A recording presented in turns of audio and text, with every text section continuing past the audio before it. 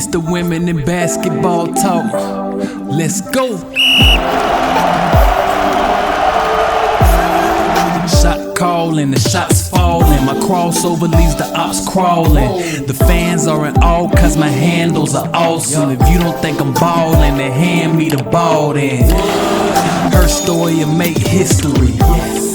Watch the long shot hit the three, guaranteed victory. You might wanna stick with me, headed for the goal. If you roll, set a pick for me. It's the women in basketball talk. Tune in, all facts, no cap. We could talk about stats. It's the women in basketball talk. Let's talk about it. Let's talk about it, yeah.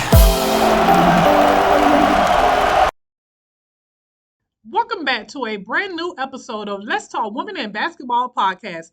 I'm your host, Jennifer Porty, and today we have an incredible lineup.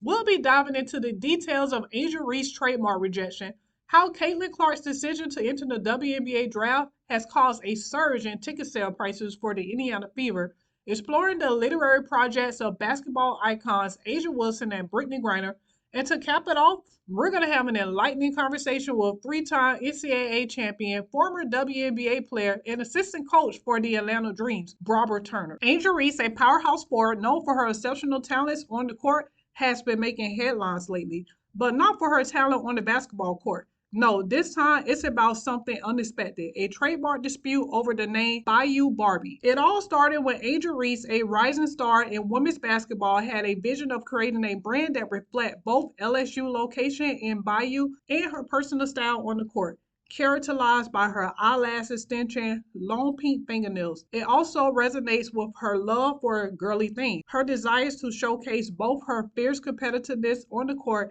and her feminine side off the court. With her captivating charisma and remarkable talent, she envisioned herself as the epitome of the modern-day Barbie, a representation of strength, beauty, and resilience. Angel set out a trademark name, Bayou Barbie, intended to launch her own merchandise and apparel that will uplift athletes everywhere.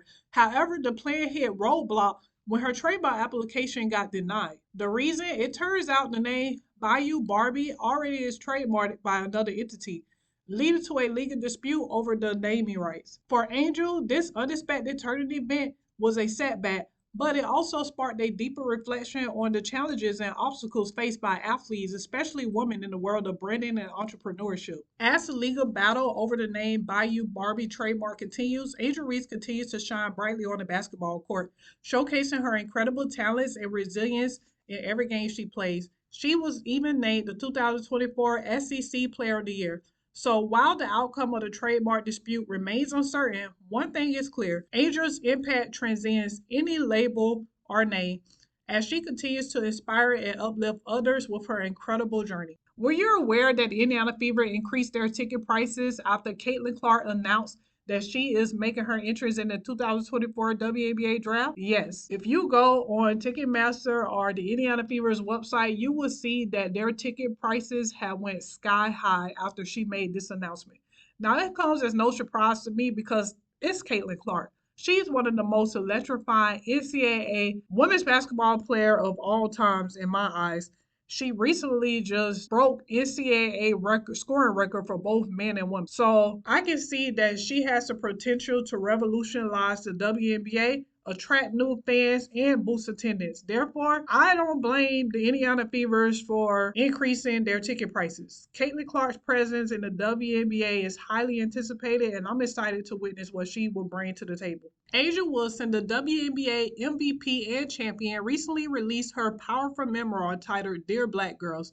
In this deeply personal book, A'ja shares her journey from a young girl with big dreams to becoming the most dominant force in basketball. Through heartfelt letters addressed to Black girls everywhere, A'ja offers words of wisdom, encouragement, and empowerment, inspiring readers to embrace their uniqueness and pursue their passions with confidence. Meanwhile, Brittney Griner, the iconic center known for her towering presence on the court, is gearing up to release a highly anticipated memoir later this year. While details about the book are still under wraps, fans eagerly await the opportunity to dive into Brittney's detainment in Russia and her return home. Both A'ja Wilson and Brittney Griner book offer more than just a glimpse of their lives as athletes. They serve as a powerful reminder of the importance of representation, self-love, and resilience in the face of adversity. Through their words, they encourage readers to embrace their identities, challenge stereotypes, and strive for greatness in every aspect of their lives. In our next segment, we're going to chop it up with three-time NCAA champion, former WNBA player, and assistant coach for the Atlanta Dream, Barbara Turner. So you don't want to miss this. This is Barbara Turner, assistant coach for the Atlanta Dream, and you're listening to Let's Talk Women in Basketball podcast. Welcome back to Let's Talk Women in Basketball podcast. I'm your host, Jennifer Porty. Today, we're honored to have a true trailblazer joining us.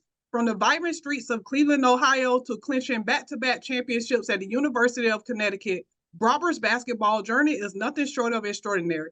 A former WNBA player, accomplished coach, and pioneer, she has left an unforgettable mark in the world of basketball. So without further ado, please welcome Barbara Turner to Let's Talk Women in Basketball podcast.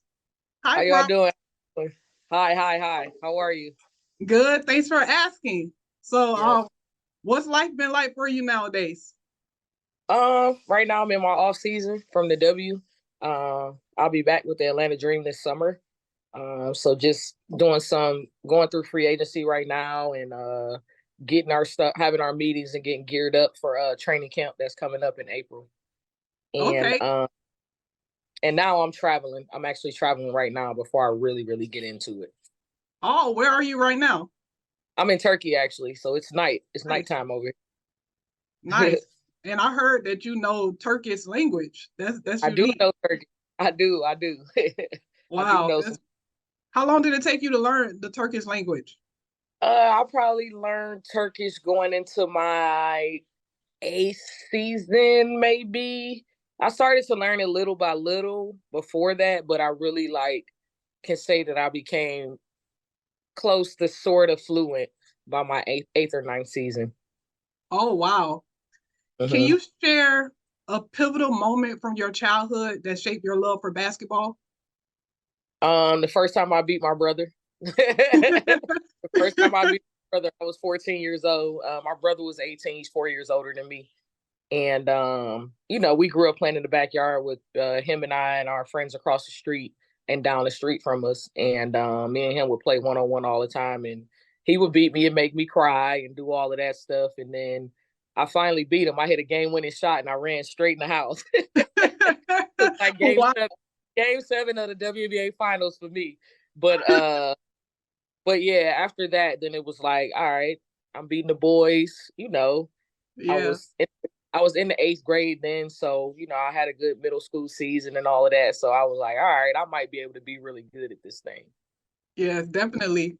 You had an impressive basketball journey. Can you talk about a specific turning point in your basketball career?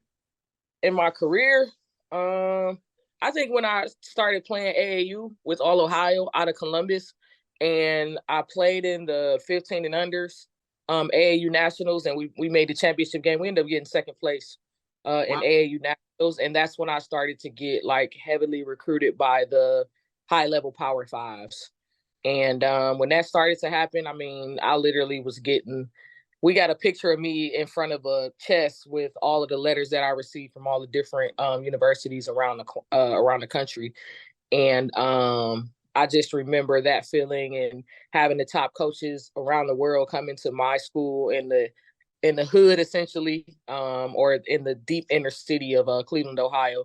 You had your Don Staleys, you had your Gino Auriemas, you had your Vivian Stringers, you had your, we can go down the list. Sylvia Hatchell when she was at Carolina, Kay Albert passed away. Just about everybody was coming through East Tech to watch me play. Wow. You earned the prestigious name Miss Basketball and you led East Tech to a state championship. Can you take us back to those high school days and share some memorable moments from that time during your winning season? Man, high school days. I just remember the reason why I went to East Tech in itself was kind of like my own story of trying to be inspiring.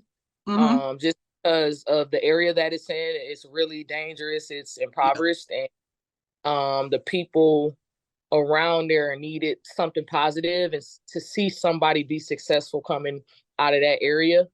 And that was my drive. That was my reason. I could have went anywhere in Cleveland, any Catholic school, any of those schools, but my drive and my want to do something great for that area is what led me to go there. And then wanting to win a state championship and bring that energy and that media attention and all of that stuff to that area as well. So when we finally did it my senior year, it was like, I don't know, jubilation for real, because it was like I really was at a point where I was like, man, this is the pinnacle of what I wanted, the epitome of what I wanted when I decided to go to East Tech. The feeling, how the community embraced us, how everybody showed up for us at the state championship, all of that. Wow. And like you said, you could have went anywhere besides East Tech, because I remember reading the article where it said that even a private coach tried to recruit you and have you come to his school, and he told you if you stayed at East Tech, you would be another statistic.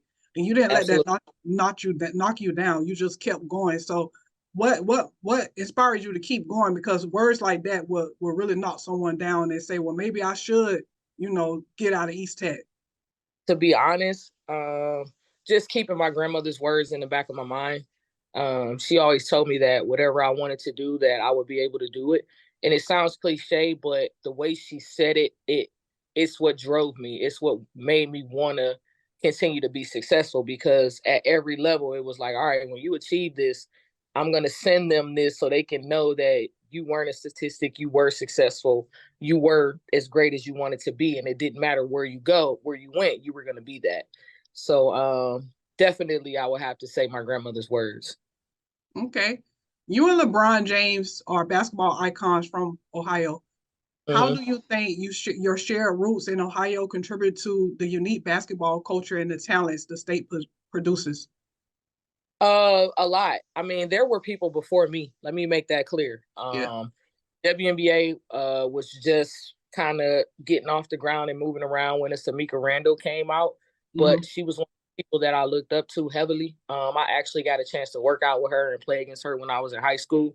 Before her, it was Nashima Hellman. You had Jacayla Joneses that was like literally, we kind of like crossed paths. I was a freshman or sophomore, and she was going to graduate. So you had some greats from the Cleveland area that were inspiring to me. And just looking at them and understanding that it's possible, and pretty much like trying to mimic what they did or do better, and continue to put Cleveland's name on the map. And then after me, you have your Jantel Lavenders of the world, So that was a big part of it. I can't take all the credit for where Cleveland's basketball roots are, but there were people before me, and it led me to be able to inspire the people after me. Yes. What advice would you give young athletes who look to follow into your footsteps? Consistency, man. That is a huge word. It's something that you're going to hear at every single level that you go through, from when you start at any sport or when you start even in school. As a matter of fact, just being consistent and having the drive to continue to do what you want to do, to be great over and over and over and over again, and just continuing to work over and over and over again, and not allowing outside distractions or even the environment around you to stop you from being consistent. Yeah. Looking back at your college basketball career, winning back-to-back championships is a remarkable achievement. Can you describe the emotions and the memories associated with those championship victories? There are a lot of emotions, to be honest. Initially, when I went to the University of Connecticut, they had graduated probably arguably one of the best graduating class in women's basketball history, with Sue Bird, Tamika Williams, who's Tamika Jeter now, Swin Cash Canal, who's Swin Cash, and Asia Jones.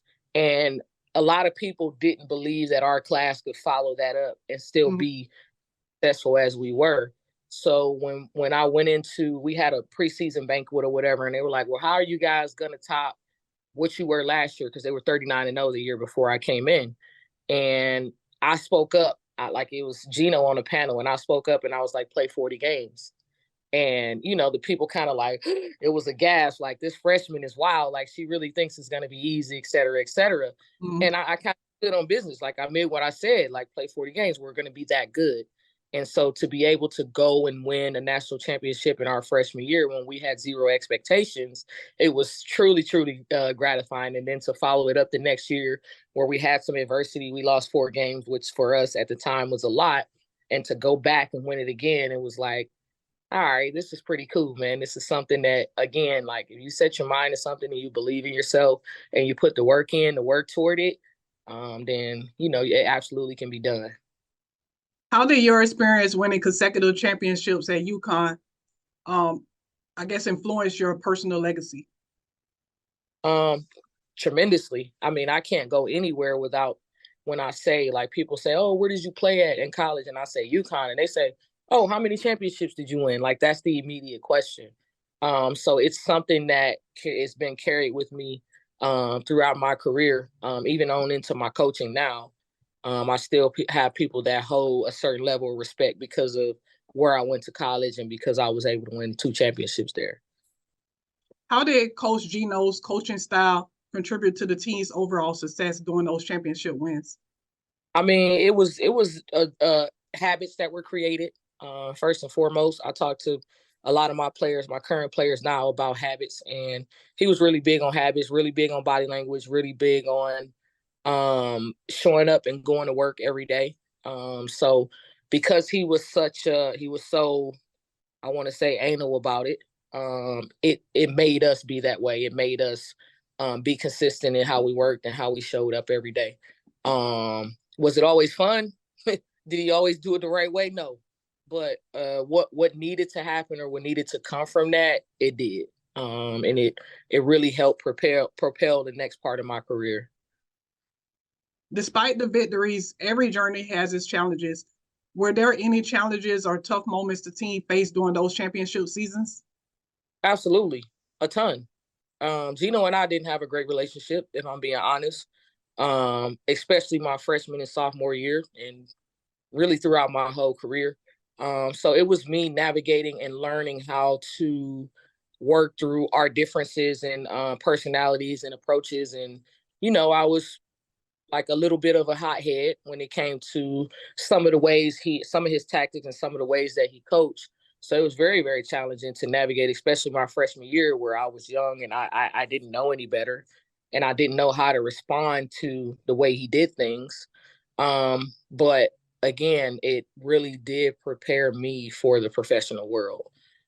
So to his credit, even though we did not have the greatest relationship, it did prepare me for what was next.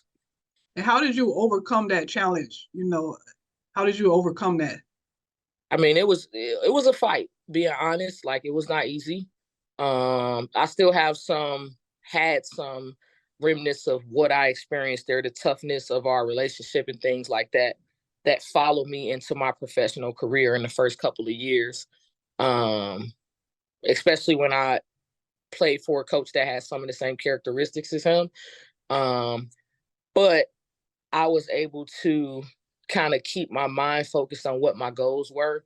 And that was to be a professional athlete. So even though I had some difficulties, I was able to navigate through it just because I knew what I wanted to do. Okay. You're not only a former player for the WNBA, but you're also a coach for the Atlanta Dreams. How do you see the league evolving over the years? Tremendously. There are so many things that are available to the players now that we did not have. There is so much more support, even in terms of social media, the media, the TV deals, all of that stuff, notoriety, the ability to market themselves and all of those things. And I absolutely love it. I think that the girls are doing a great job with the way that they work and they prepare themselves to be high-level professionals. And we're seeing the results of it because the league is continuously growing.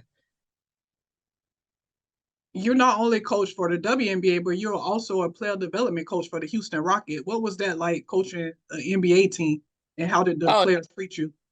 It was great. The players were great. They embraced me. We had a really, really young team, so they were eager to learn, eager to put the work in. Initially, there's that kind of, they were reserved, like, does she know what she's talking about, or does she know what she's doing or whatever? And the more they were around me and the more they heard me talk basketball or the more I worked with them, the more respect I got, to the point where, when I told those guys that, I was moving on to the W the next year, they all were really sad. Like, oh no, we need you to be here. We want you to grow with us, one of those things. But it was great. The Houston Rockets organization is great. They did a good job of taking care of me.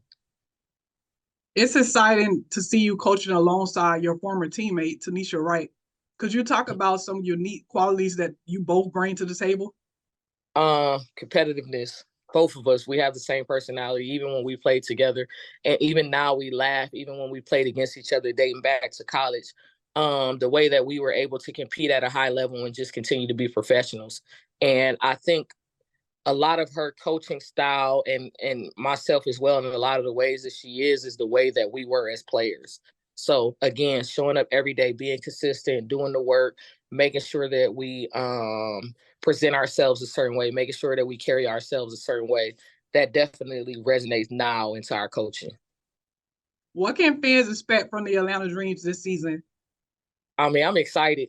We just had a great free agency where we signed some really, really good players that could help take us to the next level.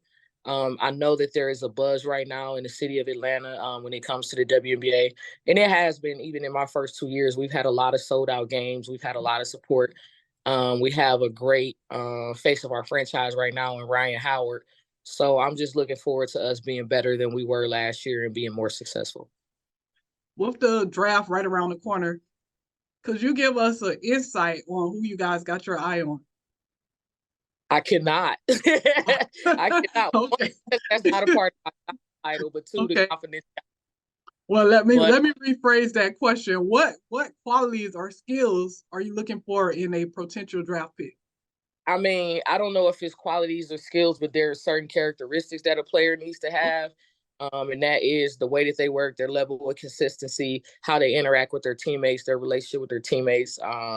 Do they show themselves to be pros in the games that we watch and when we speak to their coaches and go to their practices and watch them play?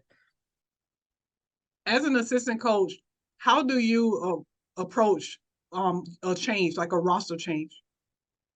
It's difficult, right? Because you build relationships. Like this year, we lost a couple players that I worked directly with under my job title, and that was hard. But you also understand, like when you were a player, that it is a business and things have to happen, pieces have to move around in order for you to continue to grow as a team. So you approach it the professional way. You let those players know that, of course, you're always there for them for anything that they need, but you also embrace the challenge of something new, basically having new players come in and just prepare yourself for that and learning their personalities and learn how you can coach them. What advice would you give young girls who's looking to be a coach in the NBA or WNBA? What advice? Study the game. That's the biggest one. Know the game. Know when you watch games, what are you looking at? What are you looking for? Don't just watch it as a fan for the excitement of a move you may like or a particular play you might like or something like that. Like you really have to know all of the little nuances of the game.